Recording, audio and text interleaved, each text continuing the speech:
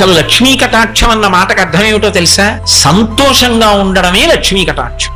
ఎన్ని ఉండనివ్వండి, ఎప్పుడు ఇలా ఇలా చెయ్యెట్టుకుని కుమిలిపోతూ ఏదో బాధపడుతూ ఏదో తనకి లేదని విషణ్ణ వదనంతో ఉంటున్నారనుకోండి ఇంట్లో వాళ్ళు, అప్పుడు వాళ్ళకి లక్ష్మీ కటాక్షం ఉందని చెప్పడం చాలా కష్టం. కానీ తనకి ఏది లేదన్న భావన చేత ఎప్పుడూ సంతోషంగా ఉంటాడు ఒక ఆయన నిజమైనటువంటి లక్ష్మీ కటాక్షం. ఆ సంతోషం కలగాలి.